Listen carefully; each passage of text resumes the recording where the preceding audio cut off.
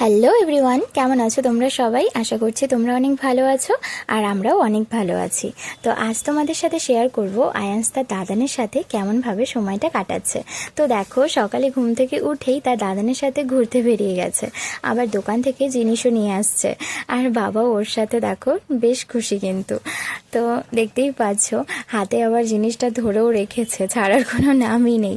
তো আবার দেখো, রাতে তার দাদান কাছ থেকে ফিরলে তার খুশিটা দেখো, মানে খুশিতে খালি আগিয়ে যাওয়ার চেষ্টা করছে। এখানে এসে দিদুন দাদানের সাথে সে যে কতটা খুশি বলে বোঝানো যাবে না।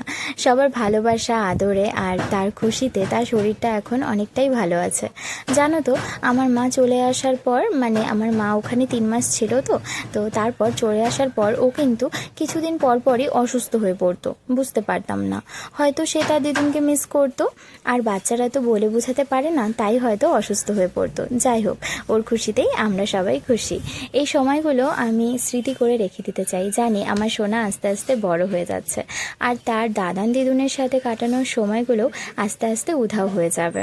সত্যি ওকে দেখে আমার বাবা মার চোখে ফুটে ওঠা এই খুশিটা আমার অনেক ভালো লাগে। আর এখানে থেকে চলে যাওয়ার পর যে বাবা মায়ের ঠিক কী পরিস্থিতি হবে সেটাও আমি ভালো করেই জানি, তাই সময়গুলো ক্যামেরাবন্দি করে রাখছি।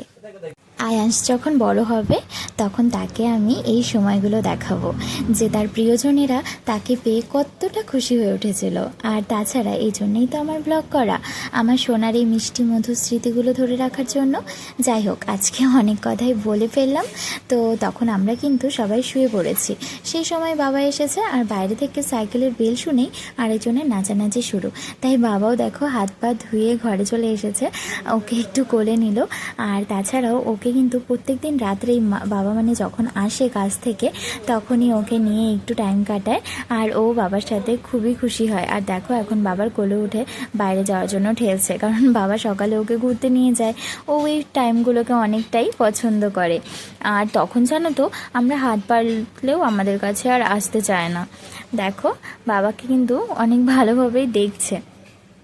একটু একটু ঘুমও পেয়েছে, তাই চুপটি আছে, কিন্তু সাথে দুষ্টুমিটাও আছেই। আর এদিক থেকে কিন্তু আমরা ডাকাডাকি করছি, কিন্তু তার কোনো তাকাতাকি নেই। এই দেখো, একটা কীরকম লুক দিয়ে আবার ওদিকে তাকিয়ে ফেললো। তো ওটাই তোমাদেরকে দেখাচ্ছি। তো দেখো, তখন কিন্তু টাইম হচ্ছে 11:30, আর উনি এখন বাইরে যেতে চাচ্ছে তার দাদানের সাথে। প্রত্যেক দিনই উনি এরকমই করে। তো ওটাই আর কি, সবাই মিলে আর কি মজা করছিলাম। আর এদিকে দেখো, সেদিন বাবার ছুটি ছিল, তাই বিকেলবেলায় ওকে নিয়ে একটু বেরিয়েছিল। আর দেখো, বাবার কান ধরেছে আমার ছেলে। এই টাইমটাই আমি মানে পরে দেখাবো বাবাকে, তাই এটাকে ক্যামেরাবন্দি করে রাখছি।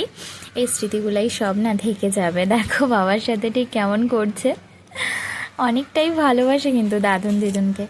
যখনই আর কি মাও কাজ থেকে আসে তখনও আমাদের কাছে আসতে চায় না, আর বাবাও যখন কাজ থেকে আসে তখনও আমাদের কাছে কিন্তু আসতে চায় না। জানি না বাড়ি গিয়ে কী হবে। ওখানে অবশ্য ওর ঠাম্মি আছে, দাদুন আছে, ওদের সাথে টাইমটা ঠিকই কেটে যাবে। তো ওটাই আর কি। তো দেখো, আবার দোকান থেকে জিনিস নিয়ে চলে এসেছে।